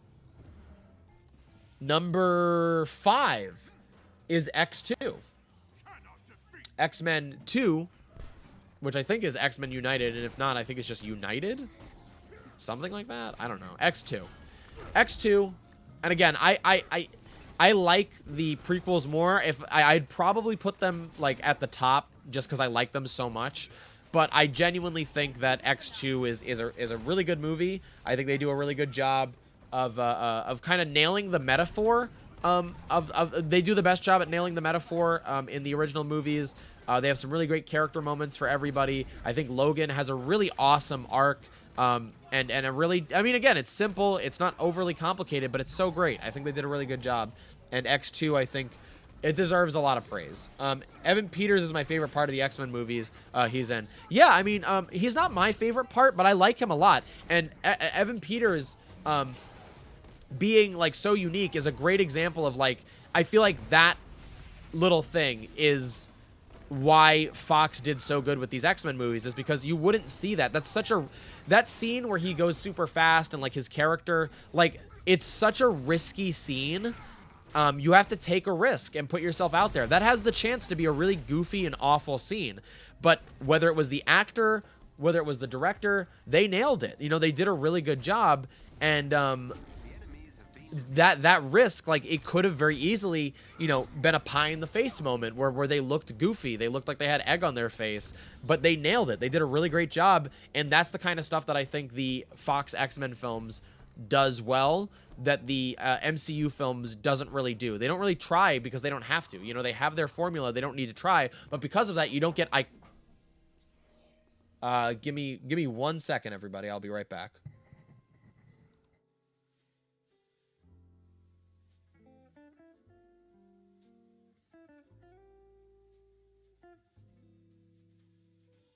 Much agree, Duck. Yeah, I mean, Nightcrawler's awesome in that movie, and it's very sad that they don't really get him back. Nightcrawler's another character that they really underservice in those films, and they could do a lot of really cool things with. You know, I love his actor in the prequels, but they don't really do anything with that character, you know? He has more to do in Apocalypse, and that's another example of, like, simple, fun characters in Apocalypse.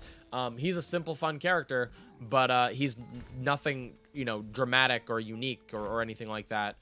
Which is a shame, because they could do really cool things with Nightcrawler. But X2, I think they do a great job with Wolverine and this kind of mystery plot of, like, what happened to him, especially for, like, a new viewer, like, just enjoying that for the first time. Like, that is a really cool, like, discovery quest. You know what I mean? They do a really good discovery quest job with that film. I don't know if you know what I mean. I think I would probably be more willing to watch the prequel X-Men films before I'd watch X2 again, but I think I really do think that X2 is a great movie. I think it's a really good job. It's one of the best X-Men films, and it's just got so many good moments in it. It's such a classic film. It's got so many good moments, and it has a very consistent... You know, I thought it was going to be kind of a messy, but it has a very consistent story. And if I remember correctly...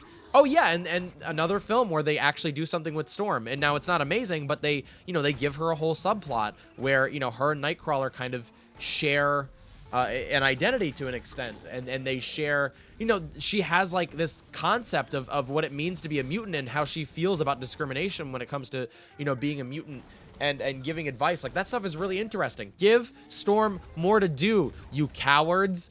People love Storm. You don't need to convince them to like Storm. Just give her a plot, you cowards. Like, she deserves a plot. She's one of the most iconic X-Men ever made. Give her a plot, please. X2 was great. And yes, that opening scene with X2 is iconic. It is a little weird. That ending scene is a little weird, though. Super threatening. But overall, I think X2 is a great movie. Moving on. Okay, Logan. Oh, whoops. Logan. Now, I've seen Logan twice now. When I first saw Logan, I was like, that was pretty good. A lot of people who saw it were like, this is the best superhero movie ever made. I still talk to people who are like, that's the best X-Men movie ever made. I don't think it's the best X-Men movie ever made. That being said, it is a fantastic film. Like, I don't really have anything bad to say about it, other than it's just not necessarily my favorite. Like, it's a fantastic film. One of the best things about it is the acting. And honestly, not just the acting, but the directing, because it's very clear that the directing is super on point in that film. There are all these little quirks that a huge jacked man has throughout the film that, like, I really love, and that are either from him or from the director just being like, you know, I want you to make this sound, I want you to do this, and it feels so real. More so than any of the other X-Men films, he feels like a real person. And it's crazy because he's Wolverine in those scenes, you know? Really, really, really awesome. Happy about it because it's such a good bookends. You know, it's super brutal, it's super sad and depressing, but it also has that, like, through line of hope, you know? And I think they do a really good job with that. The one thing I dislike about Logan, and to remind you of what I like. I love the acting. I love the story. I mean, the story's okay, whatever. I love the acting. I love the characters. I love the cinematography. The cinematography is freaking gorgeous. Things I dislike. I dislike that Logan fights a bigger Logan at the end. That's like the biggest superhero trope in the world. Like, you know, I'm not a fan of that. And not in comics. In comics, most of the time, you know, or a lot of the times, they're fighting all these other different characters. But in the movies, it's always like, oh, Iron Man, fight Ironmonger. He's a bigger Iron Man. Oh, man, Logan, fight Logan. He's a bigger Logan. Oh, don't you know? Your greatest enemy is yourself. Oh, ooh. Like, okay, bro, you gotta chill. You know what I mean? Chill with that. When we move to Twitch, I'm gonna give my spoiler-free Mortal Kombat review. I'm excited, because I watched Mortal Kombat and I, you know what? I'm not even gonna say what I think of it. So we can talk about it on the other place. You know, I gotta be close to Let's see if we completed. Hey, we did it. Oh wait, I think I did it already. Yeah, I did this already.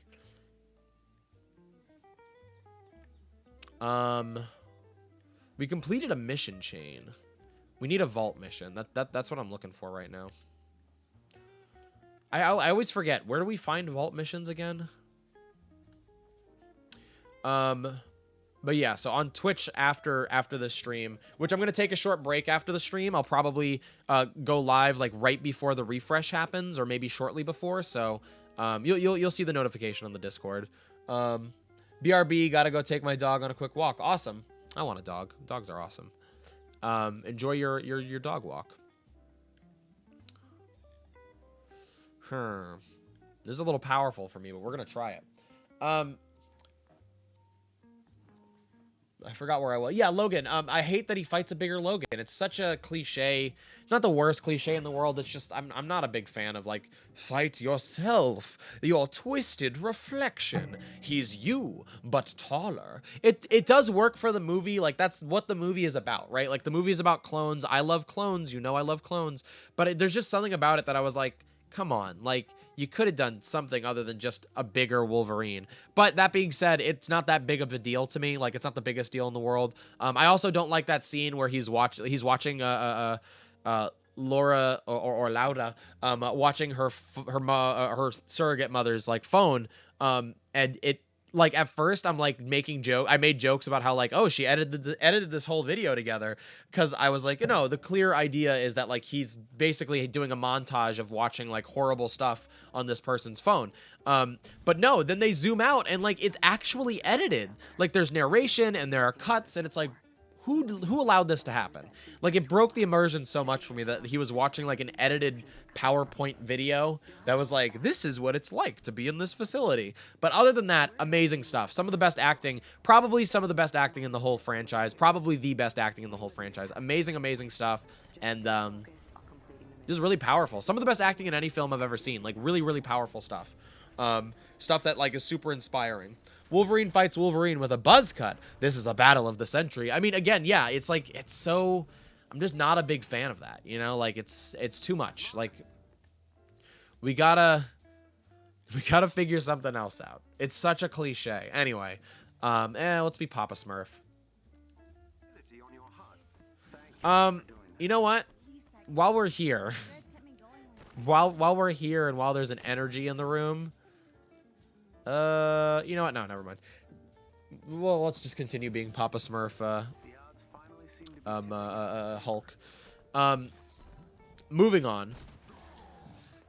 What is next after that? Oh, yes, moving the freak on. So we have 3 films left on my list of X-Men films. So far, we have ranked, oh, wow, this is a timed mission, and I'm not timing myself.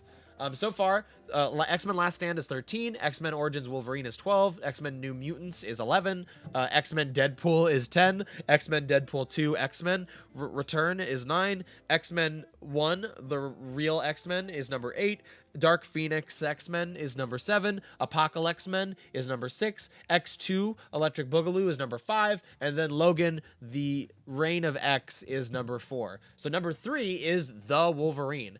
I did not expect to love this movie so much. I kind of made a prediction where I was like, I think I might really like this movie. Again, not perfect. There are some big issues with this movie that I have, but overall, music, fantastic.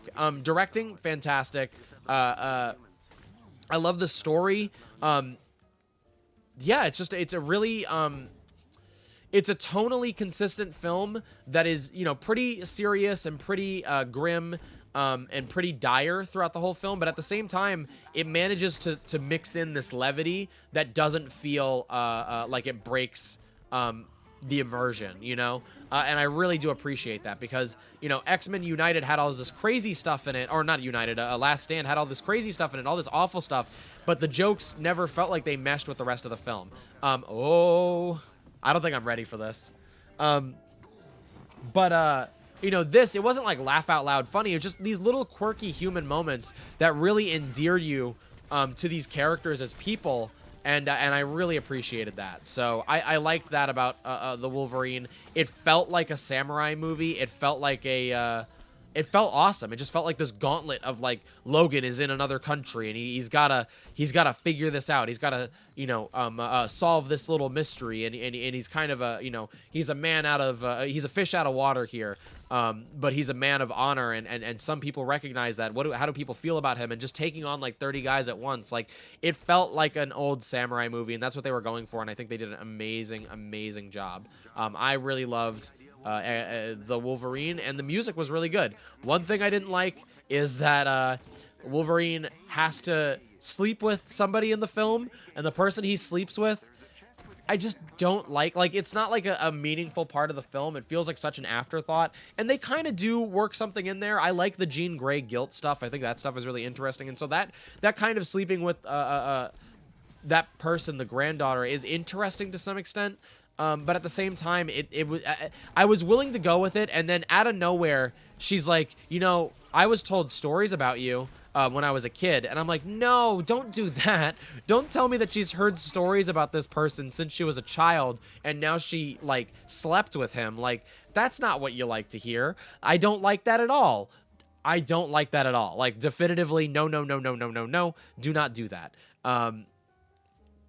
So yeah, there's that is like super upsetting to me because it was doing so good. I was like, I was super in the favor of the movie, and it let me down in that aspect. But everything else was awesome. Silver Samurai is not a mutant, whatever. Like he's got to be a robot. If he's got to be a robot, he's got to be a robot. At least he's not fighting a giant Logan. I guess he. Ow, my throat. I guess he kind of is, but not really. Hi. So the Wolverine. Definitely would watch it again. Loved the train scene. There's just a lot of there's a lot of great set pieces in the movie. Moving on, my second favorite X-Men film, or the second best, whatever you want to call it, is X-Men Days of Future Past. Now, Days of Future Past, on its surface, I was worried that it was going to be awful. Because it feels like such a corporate film. It came out after Avengers, and it's trying to salvage a series of movies to convince you that, Avengers, say what you will about Avengers, like quality or the formula, they really did put in the work to make those films connected.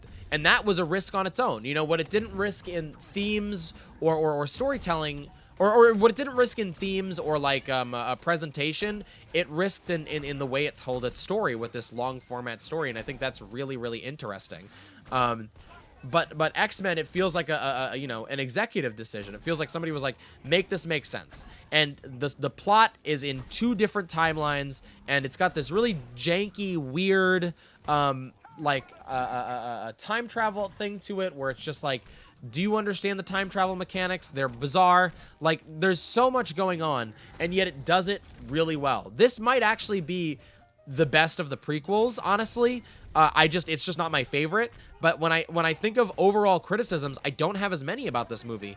It is, probably the best of the prequel films, and it does such a good job, especially given that, in my opinion, it was kind of set up to fail with the way that it was created. But no, it's a great film. It's clever.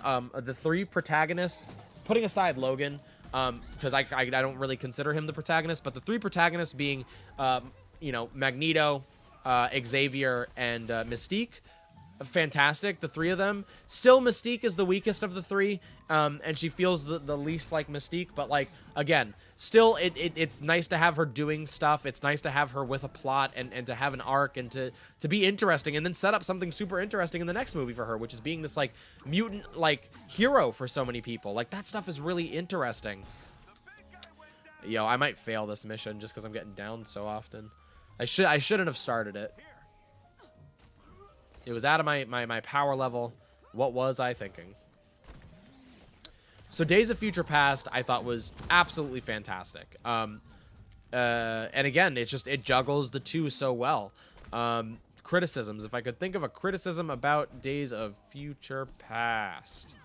I can't. I really can't think of anything I really disliked about the film. You know, the acting is better in a film like Logan. But overall, I like Days of Future Past. I think it's a really good movie. I think it's really impressive. I think it's really unique, and it's really fun. You know, it still manages to be fun while tackling a bunch of other stuff. And yeah, with that, let's get to number one. My number one choice for X-Men films. My number one favorite X-Men film is, you guessed it, First Class. I absolutely love First Class, and I've loved First Class for years, and when I rewatched these movies, I was like, okay, I'm prepared for First Class to be debunked, and I'm prepared for me to like the other X-Men movies more, you know? But no, First Class, I absolutely adore. I think it's an amazing, amazing, amazing movie. That being said, it is definitely not perfect. Take a shot every time I say it. Definitely not perfect. I think it has a lot of fat that it can trim. You know what I mean? Like, they can trim a lot from that movie and have a much better film.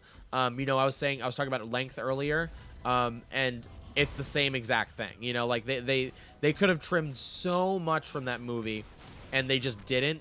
There's stuff that like is just confusing that it's in there. But overall, I love the acting. I love Michael Fassbender, and I love James McAvoy. Same thing with the rest of the trilogy, but I feel like they're very strong in this movie.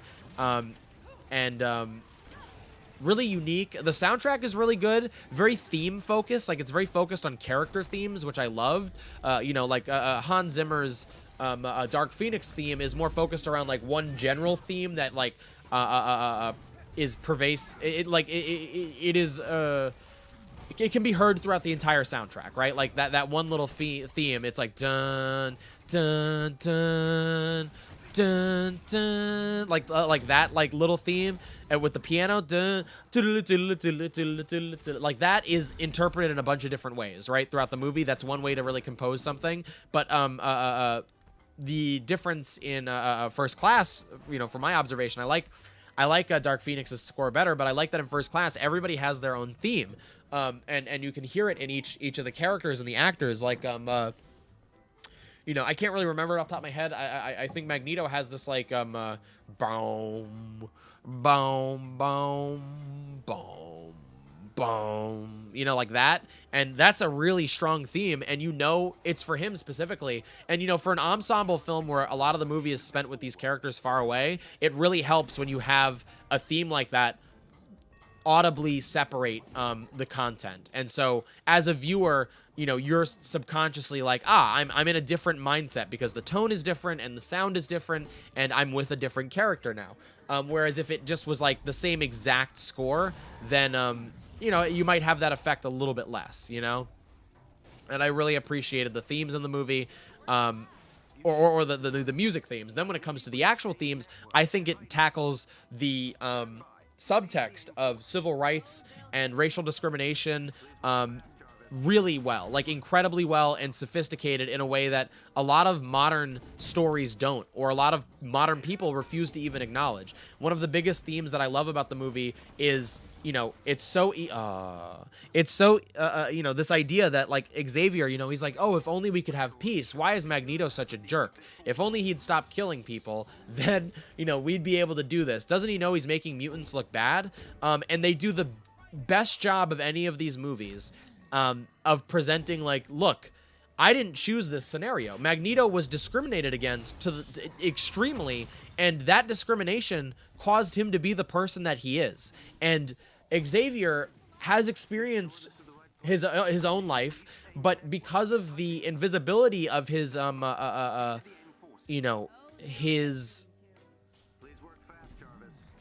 identity, because of that invisibility, he's able to kind of walk away from these kinds of problems, whereas Magneto wasn't able to do that. And so of course Xavier is able to, you know, I used to say this all the time, like, morals are saved for those who can afford them, and a lot of people are too poor to afford morals. You know, a lot of people are too worried whether they're going to live. A lot of people are too worried being, like, a lot of people are too busy being discriminated against or being, you know, violated to even have those morals and work on their morals. But the people who, you know, a lot of the times are able to just, like, live their life without that kind of invasion in their privacy, without that kind of stigma, it allows them to, you know, be these, you know, more moral people. And not that that means that they're good or that they're right. It just, it's not that simple as, like, we got to be peaceful. And it's like, well, you haven't seen war. You haven't seen discrimination the way that I have. And, you know, is that fair? Is that true? It's kind of up for you to decide who's right between the two of them. But I really love that it shows that there is a difference, a clear difference when it comes to discrimination. And you can't just tell somebody who's been discriminated, like, well, why don't you just not be rude? Huh? You know, sure, being racist is bad, but have you tried not being rude? And that's such an awful thing to say or imply. And that's essentially the idea behind Xavier. Now, Xavier is right. You know, I would prefer peace, but it's so difficult. And, you know, when people are products of their environment like this, how can you expect them to work on their morals and to work on being benevolent to those who are cruel to them if they can barely even survive? Like, that is so fascinating. And that's something that isn't even talked about in, like, modern politics, about, like, what it means to be somebody who's lived a lifelong, you know, world of discrimination. That's, I love that. Like, that's super fascinating. Now, that being said, get ready for criticism.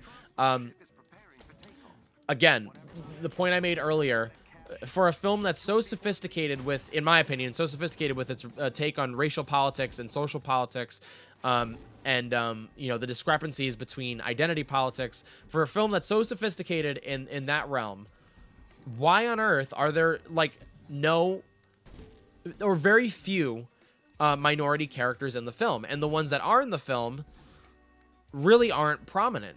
One of the main examples is, you know, the only black character in the film is killed off, and I always said there's, like, multiple strikes to this. The first strike is that his power is that he can't die, and then he dies. That's the first strike. The second strike is that he's the only black character in the film. That's the second strike. The third strike is that what do you call it? They have him in the film, and there's a scene where Kevin Bacon says slavery, and if I remember correctly, they cut to this character, Darwin, immediately. And it's like, so he's good enough to be in the film for that purpose, to make you feel less guilty for bringing up the concept of slavery, but he's not good enough to be a character with you know, an arc or to stay around the whole film. Why did his character have to die? And I just really disagree with that. And then, you know, it just highlights a greater issue, in my opinion, where it's like, there's so many X-Men. There's so many X-Men that are diverse, you know, in sexual identity, in gender expression, in race, in ethnicity. Like, there's so much. And you just happen to choose the character, like, whatever. You can have Magneto, you can have Xavier, you can still have Mystique. You still have those characters.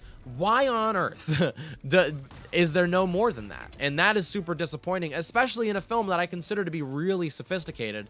And I think it just comes down to ignorance. Like, and that's not an excuse, you know? Like, these people, if they're telling this kind of story, should take this into account.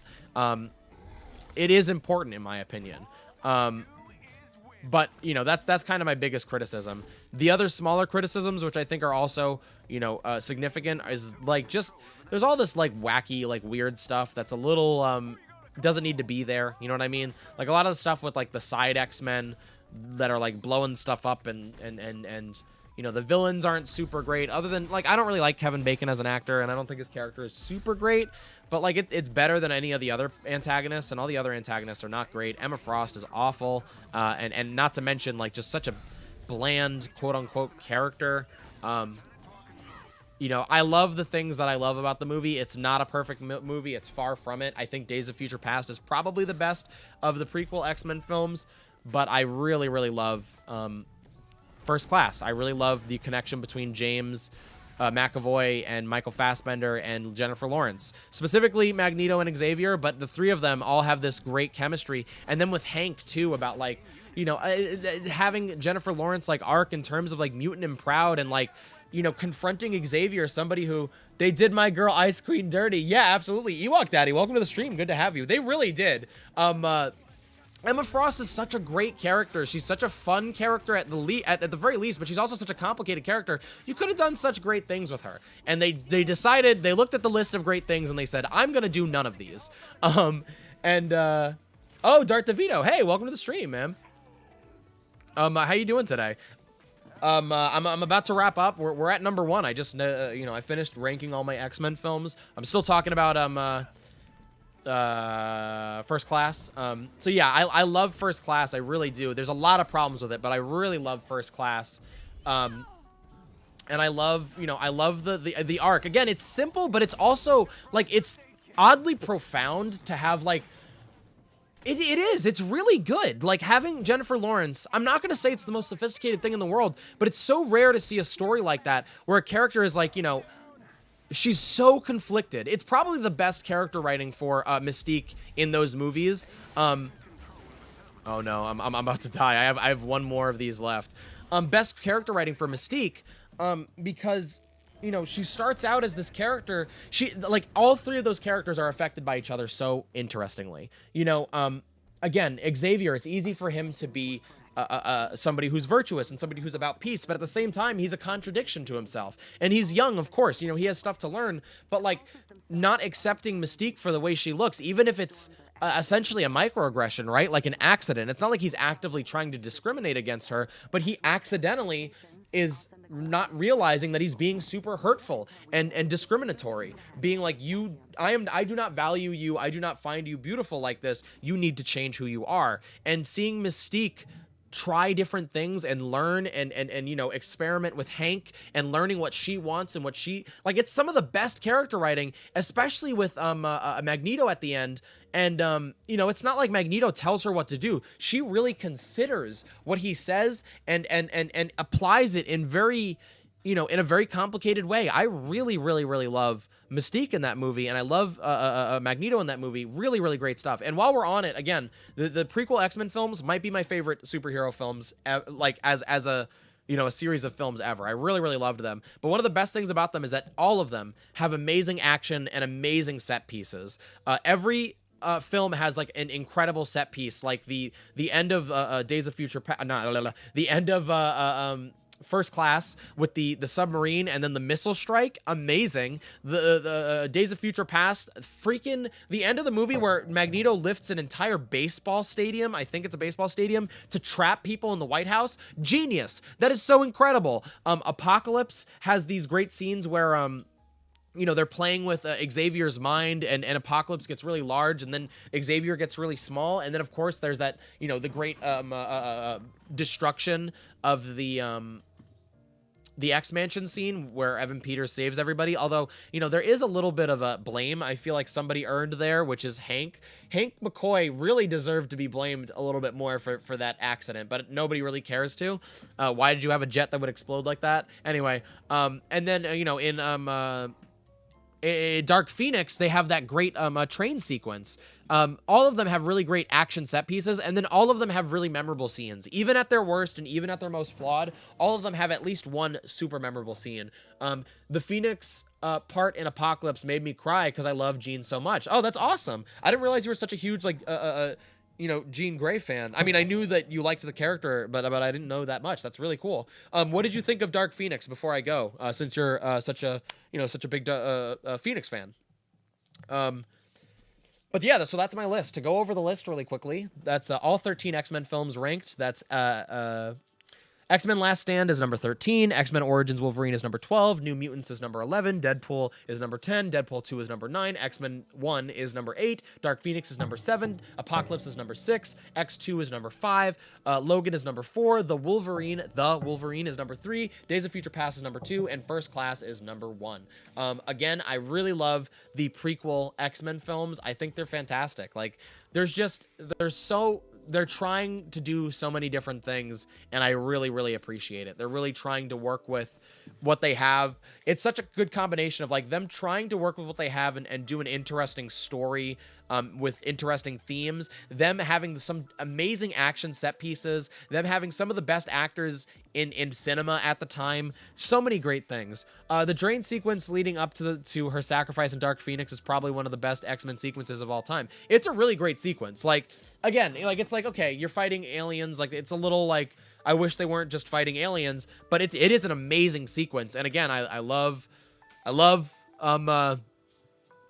Magneto, and I really love him in those scenes. Brutal scenes, by the way, really, really violent.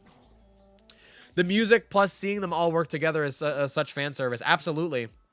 Especially as, like, that's the end for them, you know? And also, I love the music. You're absolutely right. The score for that movie is fantastic. I really, really love the score. Hey, Stamp, welcome back. But that's going to do it for the stream, everybody. I want to thank everybody so much for watching. Again, if you're watching the VOD, I appreciate it.